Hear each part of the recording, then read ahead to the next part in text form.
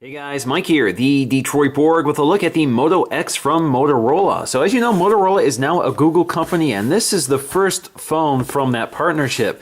So the Moto X is really designed for mainstream audiences and it's available on all the major carriers including Verizon, AT&T, T-Mobile, and Sprint.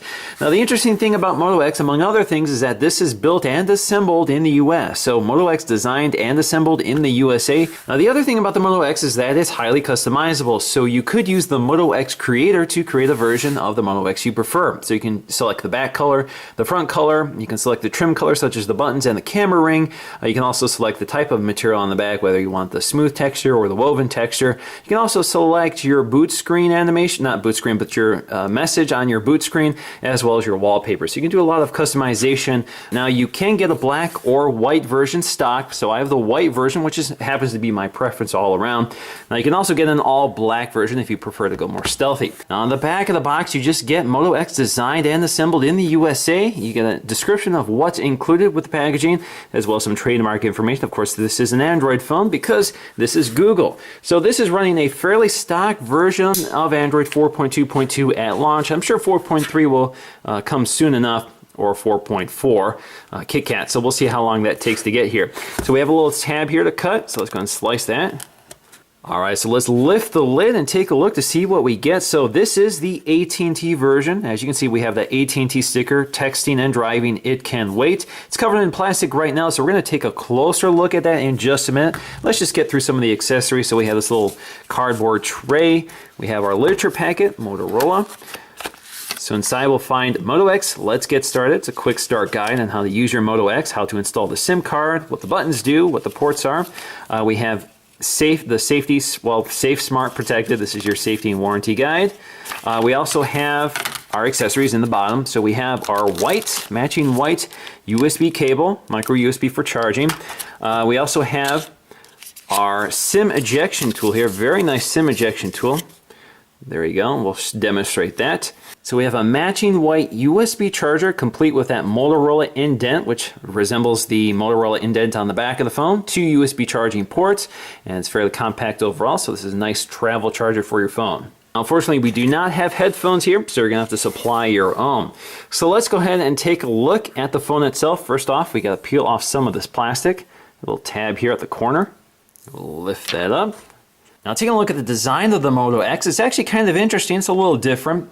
So this is the stock white version. So you get a white faceplate, a white back plate with the silver trim pieces. That includes the buttons as well as the ring around the camera. Now the back panel is this woven texture, which is actually under sort of a plastic layer. It's kind of an etched plastic. It has a nice texture to it, so it adds to gripability. And as you can see, it's kind of a convex shape, so it fits your hand nicely while keeping the edges of the phone thin.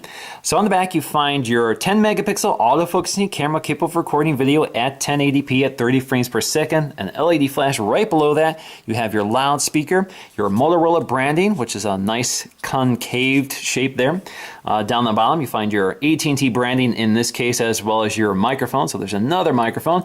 Down below you find your micro USB charging port, which also supports MHL. So if you get an adapter, you can connect HDMI to this phone and output to a television. You have your nano SIM tray. So this is using nano SIM, just like the Apple iPhone 5 as well as the other Droid phones from 2013 sold on Verizon, like the Droid Ultra, Max, and Mini.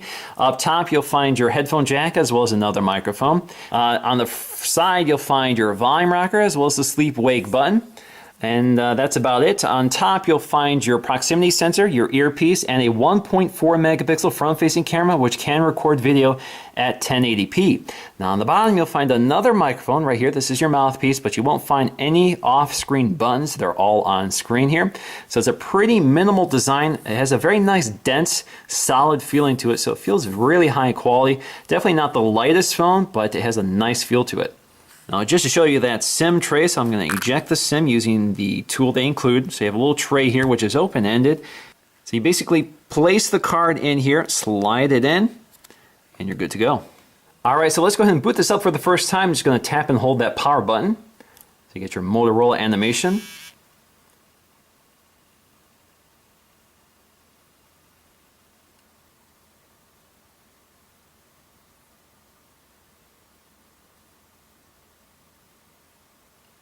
Now this is a 4.7-inch AMOLED display, which has a pixel density of 312, so it's a little shy of the iPhone, and certainly well shy of something like the GS4, which has a 1080p display over 5 inches, which gives you a pixel density over 400.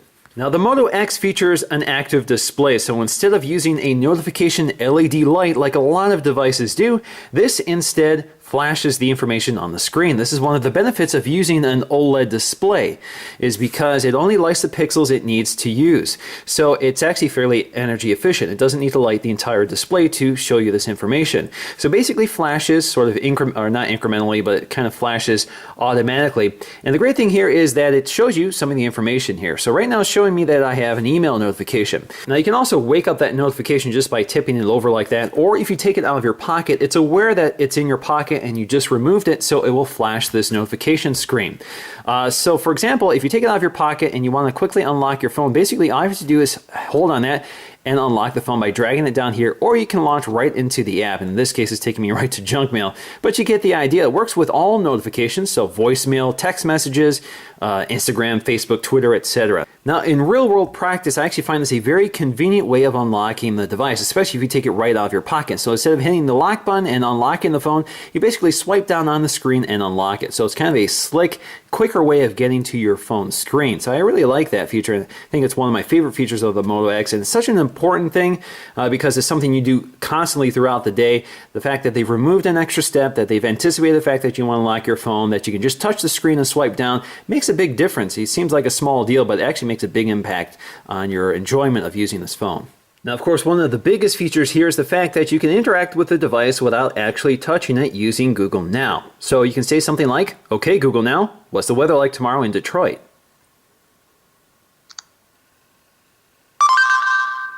Tomorrow's forecast for Detroit is 79 degrees with a chance of storm.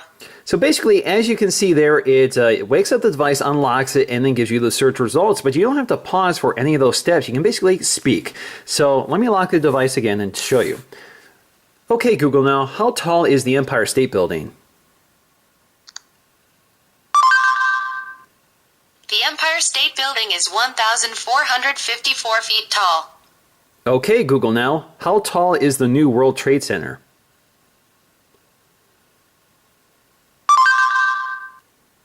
One World Trade Center is 1,776 feet tall. "Okay, Google Now, launch YouTube."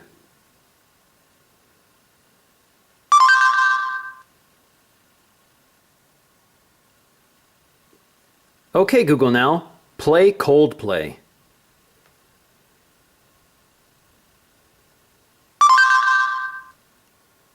So as you can see, some actions do require interaction. So you can't do everything through voice here. You can do some things through voice. So it's not quite the Star Trek computer we're hoping, but at some point I'm sure it will be. Now, a familiar Motorola feature is called Assist. We've seen this with the Droid phones. One of them I reviewed previously, the Droid Ultra. So we have driving mode, meeting mode, and sleeping mode. Basically, these are automation processes. So, for example, when you're driving, it automatically detects whether you're driving using GPS. So you can change its behavior. So you can say, read text messages and tell me who's calling. And you can adjust this here. Read text messages, tell me who's calling. So you can select which one. You can also select an automatic response, quick reply with I'm driving and we'll get back to you soon, or do not reply at all. You also have resume play music, so when you get into the car, it automatically turns on your music. You also have meeting mode here, which silences your phone or sends an automatic response to your favorite contacts. And you have perhaps the more useful one, which is sleeping mode. Basically, you can select a specific time of day in which you want your notifications to be turned off, and you can select some other features here. So for example, you can either silence it, or you can adjust specifically who you want to be able to come through your do not disturb function. So if you want your favorites to call you to get through that feature, you can select that. And if somebody tries to call twice, it will get through that. Now taking a look at the user interface, which is mercifully pretty much stock. It's not a heavily skinned user interface. It does have a few Motorola exclusive features, which of course make this not quite stock. This is running Android 4.2.2. Of course, we're about to hit 4.4. So hopefully we jump right to 4.4 pretty soon. So on the lock screen, we have our familiar controls here. So we have our lock screen widgets, which I find very useful. You can add more widgets just by going to this plus sign. You can see your selection of widgets. And you can also, let's go back to the lock screen here. If you swipe to the right, you get to the camera. So that allows you to quickly access the camera, but there is an even quicker way of accessing the camera. Again, this is a Motorola exclusive feature. Basically, you just twist your wrist, wakes up the camera, you get a little vibration indicating that it's activating, and there is your camera app, which I'm going to explore a bit later. But first, let's get through the interface. So here's our home screen. As you can see, I've already moved in and set up, and I've been using this phone for about a month now. You can see I've got several pages here. Pretty much it looks like stock Android. You got, was it 1, 2, 3, 4, 5 home screens, which you can customize. You can tap and hold anywhere on the screen to change your wallpaper. Now, of course, you can easily customize your wallpaper just by tapping and holding on the background of a home screen. So you can see you have your gallery, your live wallpapers, and the wallpapers that were included. So as you can see, the default wallpaper is this sort of patriotic theme wallpaper, and that's because this is assembled in Fort Worth, Texas. That's one of the reasons Moto Maker exists, is because this allows customization, infinite number of customizations with this phone, because it can be basically assembled within the country and shipped out to the new owners within 5 days. Now, of course, we also have our notification shade, and you can expand your notifications using that 2-finger gesture. You can also switch to your quick setting toggles here. So you have your settings, brightness, your Wi-Fi connections or whatever cellular connections. You have your battery status, airplane mode, and Bluetooth toggle. So for example, if you want to change your brightness, it takes you to your brightness control. If you want to change your settings, just go to your settings, takes you to your settings panel. And as you can see, again, it's pretty much stock Android, but you'll see active notifications here. So you can control how the active notification panel works.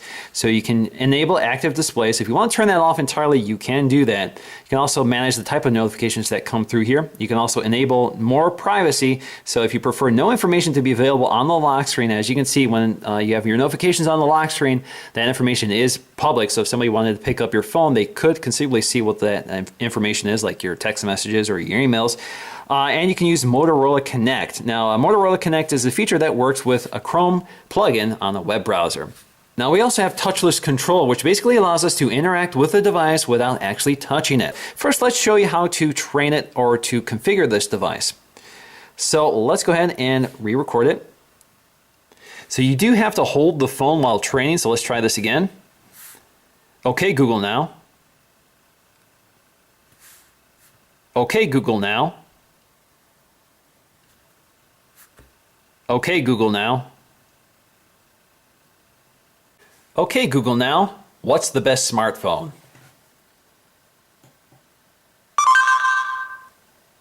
No one phone is right for everyone. Now, as you can see, this Android control bar is kind of translucent, so it looks like the buttons are hovering over the home screen, but this is not system-wide. So for example, if you go to the app or any of these apps, it does turn black. It doesn't float above any of the apps. So it's kind of a nice effect. It would be nice if Android would actually support this across all apps at some point, because this would give us on-screen buttons without robbing the screen real estate. Now, as I said, one of the neat features here is the ability to quickly launch the camera just by sort of flicking your wrist. Now, the camera app itself leaves something to be desired. I'm not a big fan of it, mostly because it's too simple. So, for example, if you want to tap anywhere on the screen, it takes the photo. But usually the behavior I expect is to be able to focus. Now, that behavior is off by default. So what you can do here is slide in this little control bar here from the side, and you can activate touch to focus right here. If you click OK, you can now tap to focus on the scene before taking the photo. So as you can see, as soon as you tap the photo, it focuses it for you and takes the photo. If by default, otherwise, there is no tap to focus. So it basically snaps the photo and decides to focus for itself. To me, that's a little annoying, but of course you can toggle it on and off if you prefer. Now, just to explore this sort of setting wheel here, so you have your HDR mode, which you can set to auto on or off. You have your flash mode. You have your touch to focus. You also have slow-mo mode, so slow motion video is turned on. We also have our panorama mode, which you can activate. And you can also enable geotagging. We also have our volume, so we can turn off our shutter sound. And we also have the quick capture, which is that sort of a wrist flick you can do to wake up the camera. Now, I also have burst mode just by tapping and holding the screen. So it's going to focus and then take its photos. So that'll fill up our gallery here, and we can swipe to our gallery to see all of the photos that were taken. Now, we can also record video. We can also take photos while recording video just by tapping the screen. It shuts the shutter sound off so it doesn't interrupt your video. You can stop it. And again, swipe to get to your gallery. You can also take photos while recording video just by tapping the screen. Now, if we enable slow motion video, we can record this quick segment here.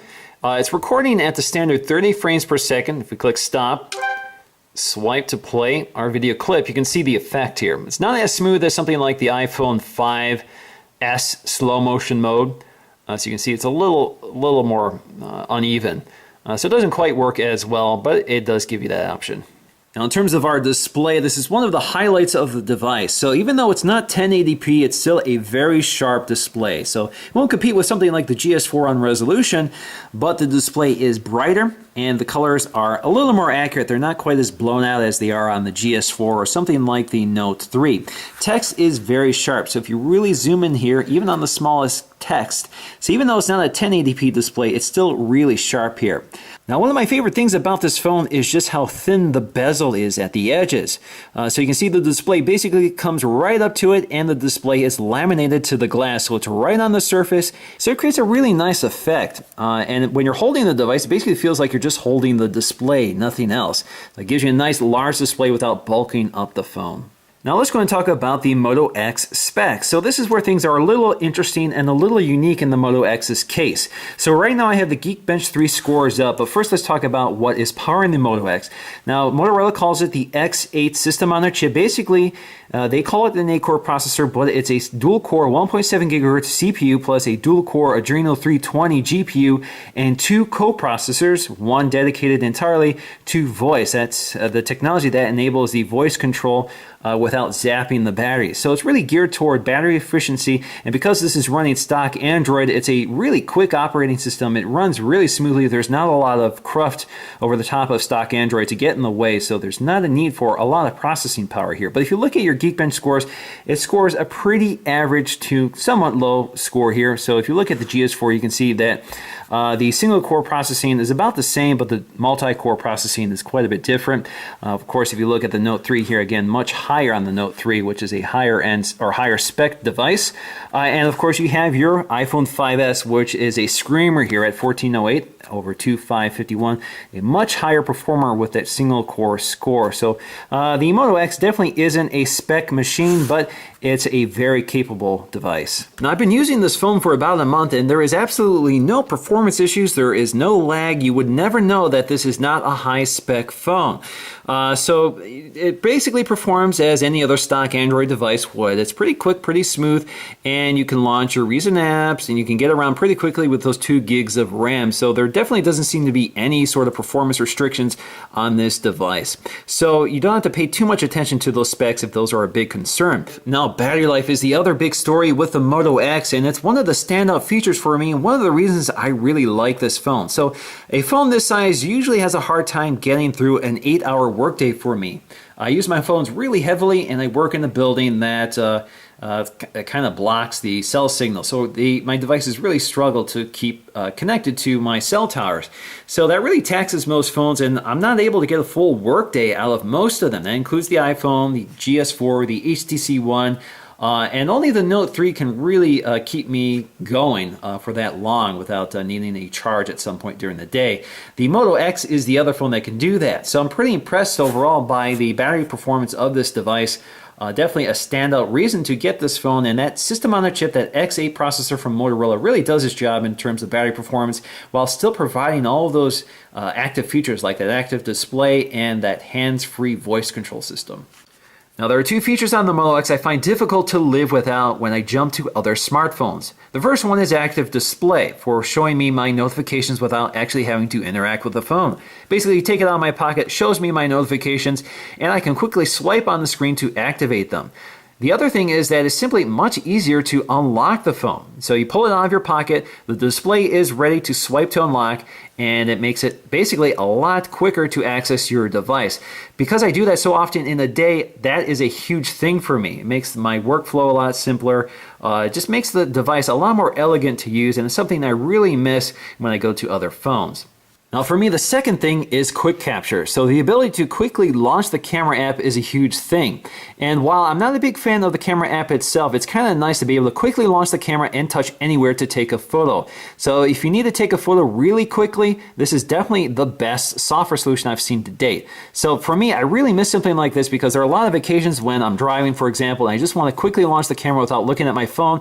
I can twist my wrist, bring it up to my line of sight and take a photo. So for me, that is a huge thing which I really miss on other phones. Now in terms of touchless control, that's definitely a powerful and unique feature for the Moto X, but unfortunately the results are still unpredictable, or the behavior of the feature is too unpredictable.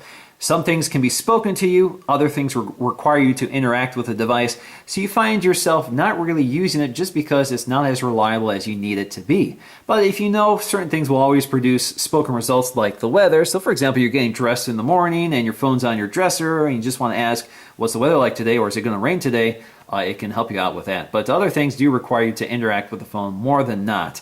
So it's a great feature, but it still has a ways to go. Now in terms of camera performance, I'm actually really impressed by this camera. Even though it got pretty negative reviews, I think they've been able to improve the firmware since the launch of the phone. So images come out really sharp, exposure looks good, color accuracy looks good.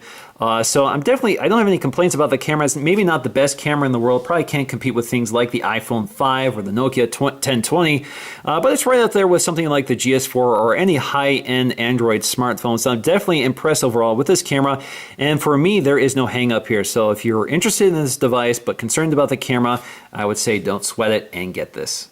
So in conclusion, the Moto X is my favorite Android smartphone on the market today, and it didn't have to do that by having the biggest screen, the sharpest screen, with the best specs and the most RAM. It just had to have great design, a great display with great software, with some features that actually matter, features that I actually use. It's otherwise stock Android, so it runs really smoothly and quickly, gives you excellent battery life thanks to those co-processors, and you have features that really make a difference. So you also have excellent design with customization, if that matters to you. You have excellent customization, and you have about the perfect design here that fits the palm of your hand very comfortably. So in the end, the Moto X is my favorite Android smartphone of the current time. So that's going to do for me in this video. Thanks for watching, and I'll see you again in the next one.